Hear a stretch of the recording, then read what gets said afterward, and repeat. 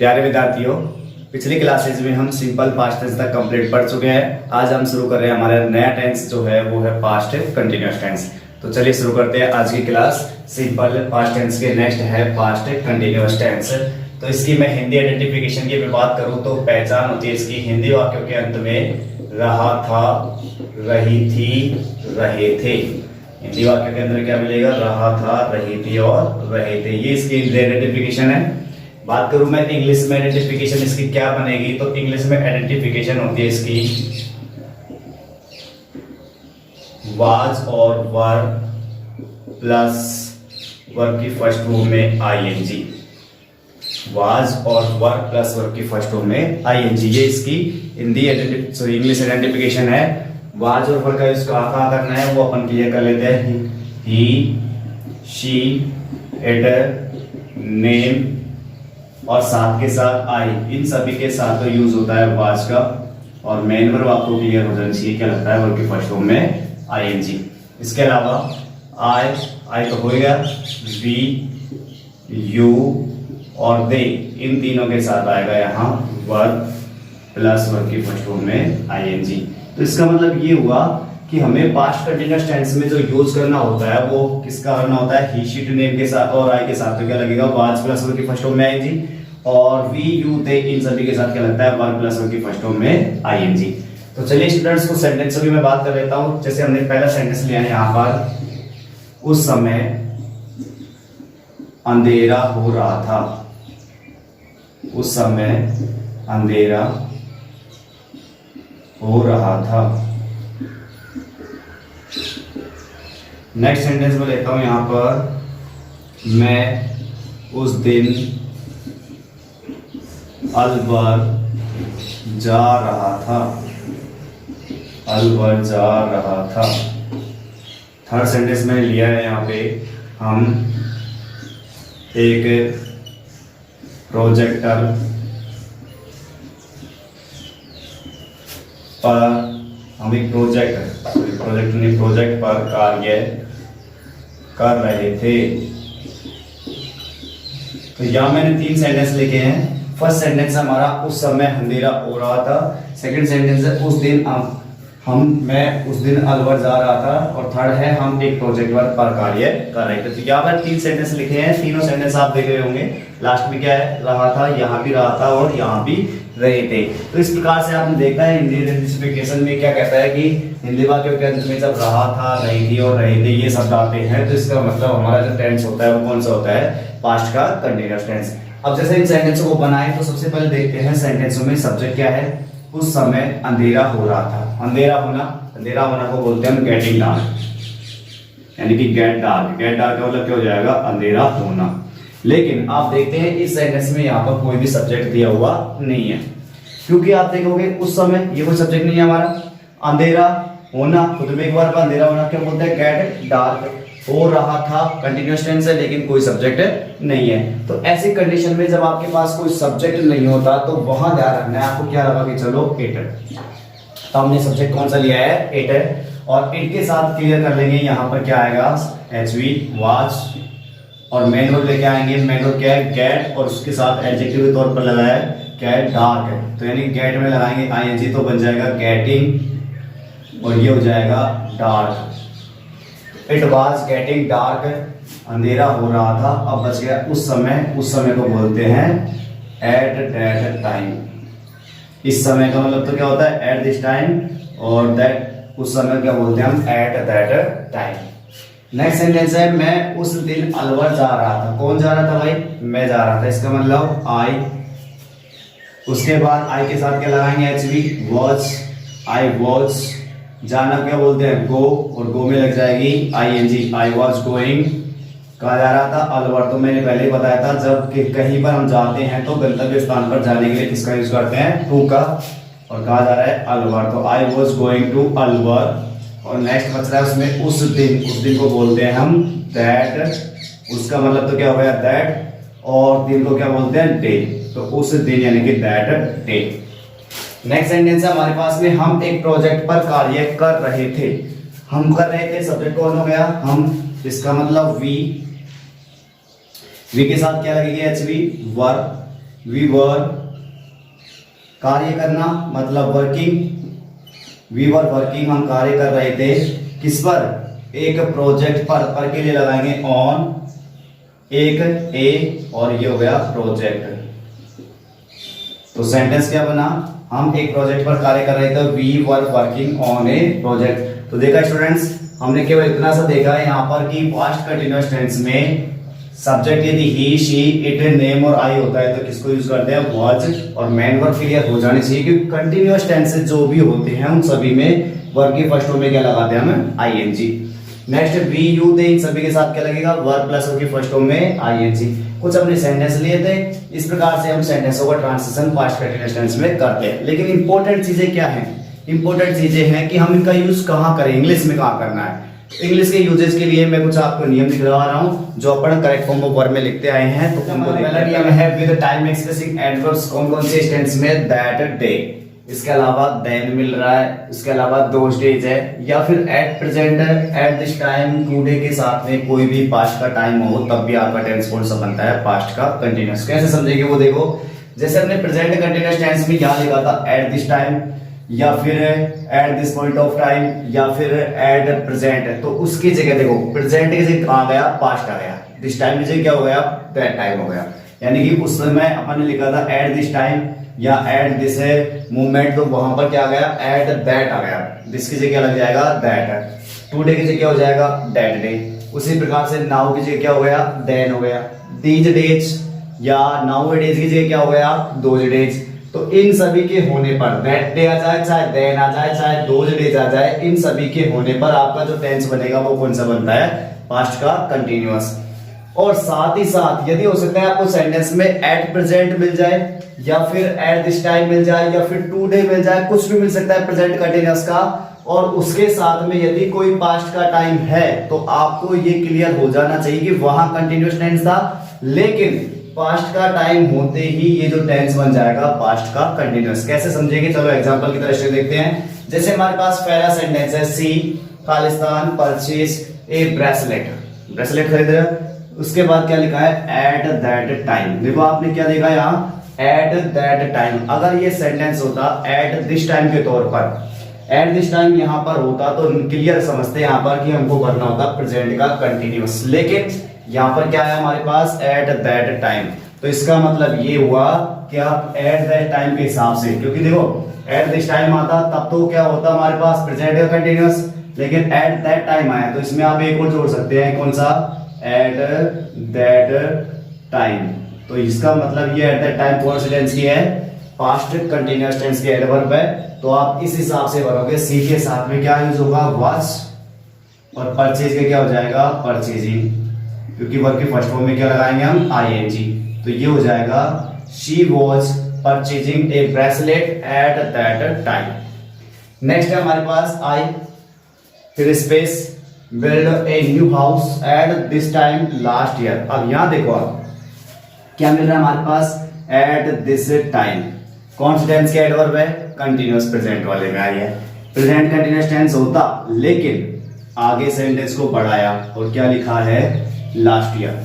Last year का मतलब अगले साल, सॉरी पिछले साल, और जब ये पिछले साल है मतलब इस समय तो है लेकिन पिछले साल है, तो इसका मतलब यहां तक सेंटेंस कंटिन्यूअस टेंस में था, आप आसानी से प्रेजेंट कंटिन्यूअस टेंस भर रहे थे, लेकिन सेंटेंस को आगे बढ़ाया, लास्ट ईयर रखा, तो मतलब इस समय तो है लेकिन वो पिछले साल का है, तो पिछले साल का इस समय मतलब कौन सा हो जाएगा, पास्ट का कंटिन्यूअस। यानी हम कह सकते हैं देखो एट दिस टाइम अकेला रहता तब तो अपन प्रेजेंट कंटिन्यूअस टेंस भर ही रहे थे, लेकिन लास्ट ईयर के आते ही ये समय किस में चला गया, पास्ट में, और जब ये पास्ट में चला गया तो सेंटेंस पूरा पास्ट कंटिन्यूअस में आ गया, कंटिन्यूअस और पास्ट टाइम मतलब पास्ट का कंटिन्यूअस, तो ये बन जाएगा पास्ट कंटिन्यूअस। हम अगर इसको हटा दे लास्ट ईयर को तो प्रेजेंट कंटिन्यूअस रह जाता, और अगर अपन एट दिस टाइम को हटा दे, केवल लास्ट ईयर को छोड़ दे, तब अपने आप लास्ट ईयर को देखते हुए मतलब पास्ट टेंस हो जाता, पास्ट सिंपल टेंस पढ़ते फिर इसमें। और अगर अपन इसको भी हटा देते हैं, किसको, एट दिस टाइम को हटा दे, लास्ट ईयर को भी हटा दे, तो कुछ नहीं बचेगा, फिर उसके बाद में प्रेजेंट सिंपल अपना आप हम पढ़ देते हैं। तो इसका मतलब ये समझना है आपको कि at this time, at this point of time, today के साथ में यदि कोई पास्ट का टाइम आता है तो वो टेंस बन जाता है पास्ट का कंटिन्यूअस, जैसा एक सेंटेंस नंबर 2 में किया हुआ है। एट दिस टाइम के साथ में लास्ट ईयर दिया था, इसलिए सेंटेंस कौन सा बन गया, पास्ट कंटिन्यूअस में। तो आई के साथ लगेगा वाज और बेड में लगाएंगे हम आईएनजी। नेक्स्ट है Manoj Khalistan wash clothes at present yesterday. देखो यहां फिर एट प्रेजेंट आया, प्रेजेंट कंटीन्यूअस टेंस भर देते, लेकिन क्या मिला, यस्टरडे, मतलब समय किस में चला गया, पास्ट में। जब ये पास्ट में, ये कंटीन्यूअस में, तो दोनों मिलकर क्या बनेगा, पास्ट का कंटीन्यूअस। तो मनोज के साथ लगाएंगे वॉश और वॉश में लगाएंगे वॉशिंग। तो देखा स्टूडेंट, आपका पहला नियम क्या बनता है, यदि हमारे पास में सेंटेंस में दैट डे आ जाए, देन आ जाए, दोज डेज आ जाए, या फिर एट दैट टाइम आ जाए, तो इसका मतलब टेंस कौन सा होता है, पास्ट का कंटीन्यूअस। उसमें क्या बनेंगे, वाज वर प्लस और की फर्स्ट फॉर्म में आईएनजी। या फिर एट प्रेजेंट के साथ में, टुडे के साथ में, एट दिस टाइम के साथ में कोई सा भी पास्ट का टाइम आ जाए तो भी आप कौन सा टेंस करते हैं, पास्ट का कंटीन्यूअस। तो ये हमारा ये हमारा जो रूल नंबर फर्स्ट था। उसके बाद बात कर लेते हैं हम रूल नंबर सेकंड की। रूल नंबर सेकंड ये कहता है कि यदि व्हेन के साथ में सेकंड फॉर्म हो, रूल नंबर सेकंड हमारा क्या है कि यदि व्हेन के साथ में सेकंड फॉर्म हो, व्हेन के साथ, व्हेन प्लस में कौन सी फॉर्म हो, सेकंड फॉर्म हो, तो संभवतः क्या होता है, दूसरा जो उपवाक्य होगा, संभवतः दूसरे उपवाक्य में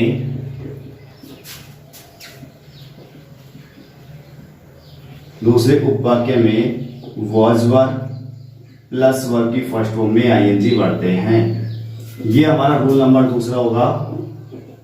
कैसे बढ़ते हैं वो देखो, संभवतः बोला है मैंने, क्या लिखा हुआ है यहाँ पर, संभवतः। ये नहीं है हमेशा कि हमेशा ही आपको पास्ट कंटीन्यूअस टेंस ही बनना है, वाज वर प्लस वर की फर्स्ट फॉर्म में आईएनजी बने, नहीं। कभी कभार हो सकता है कि आपको पास्ट परफेक्ट टेंस भी बनना पड़ सकता है उसमें, लेकिन आप दोनों सेंटेंसों का ट्रांसलेशन करके देख सकते हैं कि वाज वर आएगा या पास्ट परफेक्ट टेंस आएगा। जैसे एग्जांपल मैं बोलता हूं कि when I reached the class, the students space make a noise। वही को लिख लेते हैं सेंटेंस नंबर 2।